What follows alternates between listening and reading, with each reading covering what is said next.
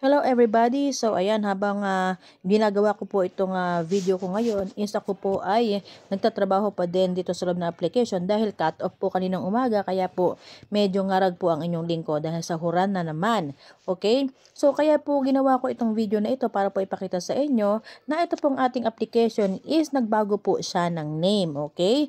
Ito pong ating application nito is dati po kasi ito ang pangalan nito ay Panda. Pero ngayon po ang pangalan na po niya ay NeoChat. Okay, so saan nga po ba natin makikita ang NeoChat? So dito lang po natin makikita yan. I-click po natin itong search and then ito pong NeoChat. Ayan po ang pangalan niya at ang kanyang image is ganun pa rin. Okay, ayan po ang ating bagong name. From Panda, siya po ay in-update, ginawang Yogo, pero ang Yogo po pala ay may katulad na application ng name, kaya ang pangalan na po niya ngayon is NeoChat. Pag po kayo ay mag-update ng inyong Panda, inyo lang pong i-search itong NeoChat Voice Chat Room, okay? Yan po yun, then open. Ayan. So, since nandito na naman po tayo sa ating video na ito, sa ating NeoChat, is dadagdagan ko na po itong aking vlog. So, ito po yung aking panel. Pwede po kayong pumasok dito anytime at pwede po kayo na magpa-orient. So, madalas po ako po ay nag-audio orient po dito para po madali kayo magkaroon ng idea kung paano nga po ba kumita sa application na ito. Okay. So, dadagdagan ko na rin po. Pasok po ako dito sa aking host center. So guys, ito pong ating application na ito, kapag ikaw ay agent, makikita mo po ang team bill. Okay. So para po ma-inspired ka, ito po ang mga earnings ng aking mga host. Ayan, di ba? Ang lalaki. Dollars po yan, going to peso. Okay. So, pag po yan ay pumasok sa account nila sa GCash, syempre, peso na yon. So, ang akin po nga pinakang highlight sa application na ito, kayo po as user, kailangan nyo po na magkaroon ng agency. Okay? So, papasok na rin tayo dito sa aking panel.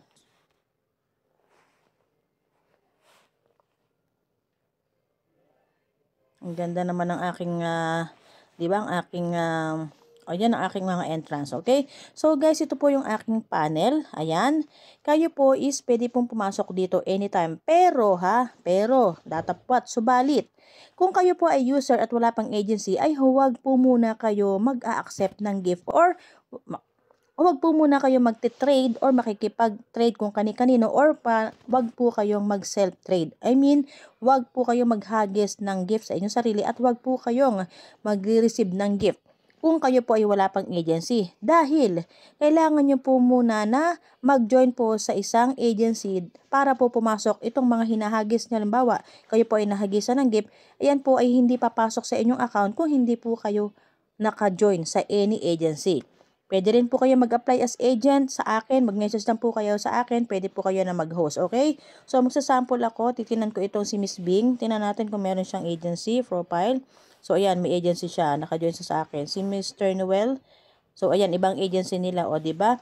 Kahit po sino pwede pong pumasok dito. Wala dito si Miss Yen. Naka-join naman siya. Mag-check tayo. Ayan. Meron po silang, may nakaupo dito na iba't iba ng agency. So, ang akin pong in-explain po is kapag kayo po ay nandito sa loob ng application ng NeoChat na dating Panda, wag po kayong mag-a-accept ng any gift. Dahil hindi po yan papasok sa inyong account. So, sayang naman, di ba? Okay.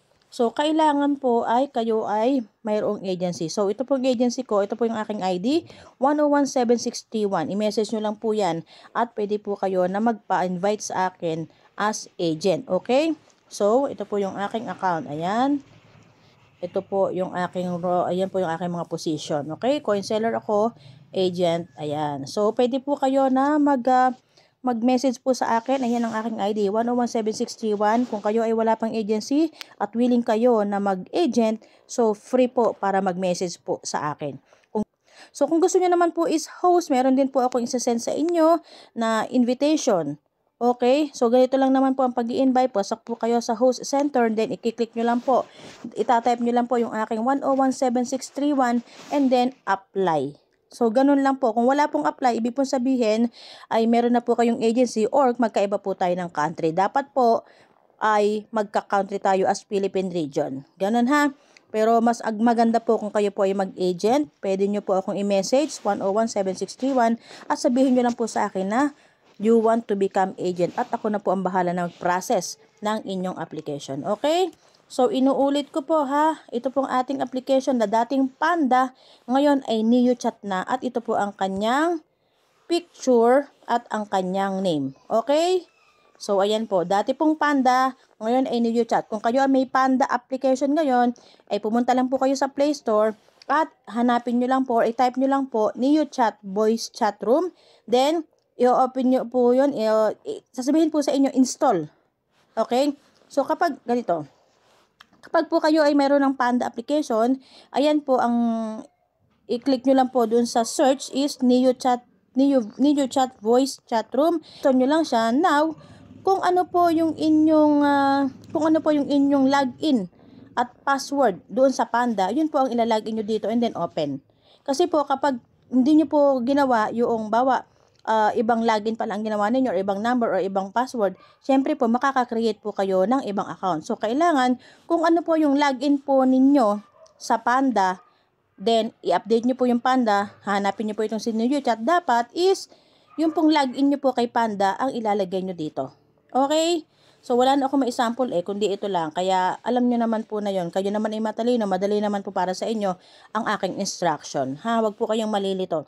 Kailangan kung ano yung login ninyo kay Panda, yun ang ilagin nyo sa NeoChat para, ano lang siya, continuous lang siya. Kung ano yung inyong account na nasa Panda, ililipat nyo lang po dito kay NeoChat. Okay? Sa makatuwid po, nagpalit lang po ng name ang Panda to NeoChat Voice Chat Room. Okay? Salamat po and good luck. Happy earnings!